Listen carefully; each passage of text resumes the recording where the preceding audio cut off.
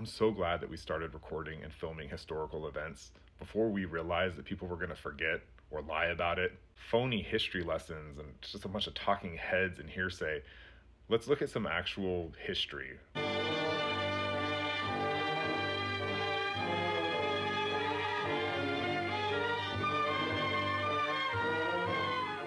Amid the fabled hills of Judea in Southwest Asia stands Jerusalem, the capital of Palestine, sacred to three of the world's great religions.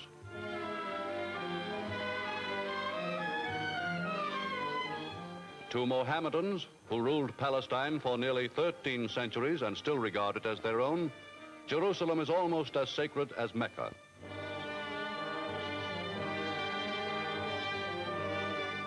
To hundreds of millions of Christians, this is the Holy Land.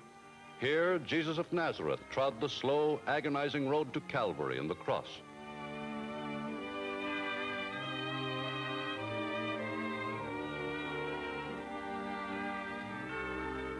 Here, a great Christian shrine has been erected on the spot believed to be where Jesus began the life he was to sacrifice for all mankind.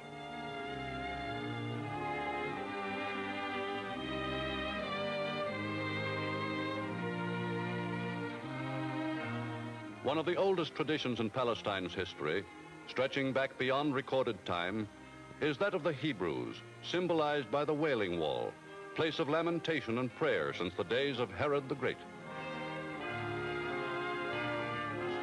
In no other religion has Palestine a more deep and mystical significance.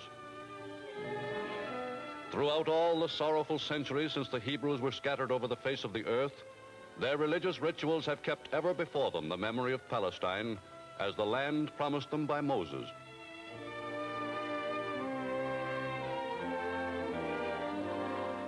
Today, millions of them center their immemorial hopes for fulfillment of this promise on the new Palestine, with its shining city of Tel Aviv, built by Jews on desert and swampland.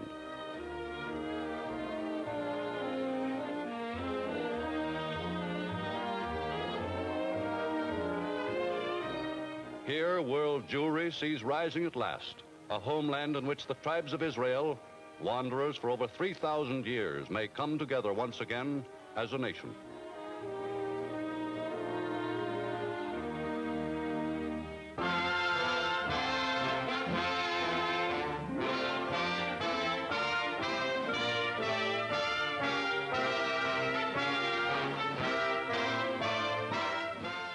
After Lord Allenby conquered the Holy Land in 1917, the Jews were promised a national home in Palestine by Britain's Earl of Balfour, a policy endorsed by Woodrow Wilson and the League of Nations, which made Palestine a British mandate.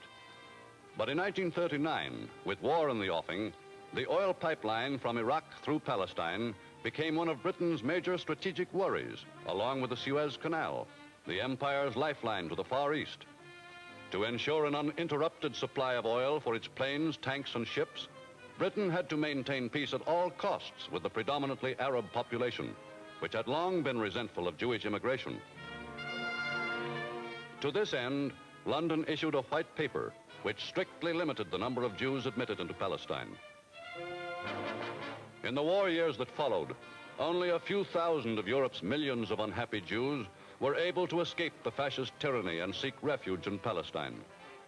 By the war's end, hundreds of thousands of survivors, without homes or possessions, faced a future without hope unless some place on earth could be found for them. To Europe's surviving Jews, free access to Palestine, their land of promise, is today more urgently needed than at any time in the long and tragic history of the people of Israel. Convinced that the excuse for keeping Palestine closed had ended with the war, the Jews of America brought strong pressure to bear on Britain. This conference urges the British government to abrogate the policy set out in the White Paper of 1939 and to open Palestine to unrestricted Jewish immigration and resettlement.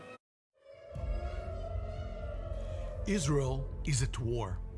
In an unprovoked...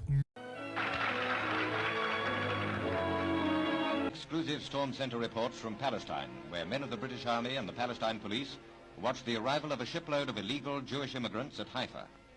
Crowded decks and a packed hold as the newcomers look joyfully towards the land they claim as a national home. So far it looks peaceful and they're welcomed with food and milk.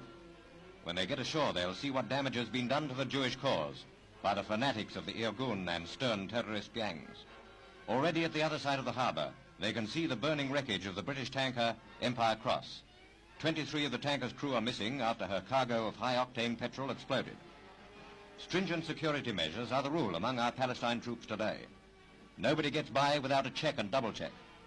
After taking these exclusive pictures, Pathé cameraman Ken Gordon was detained for 7 hours for a thorough going over.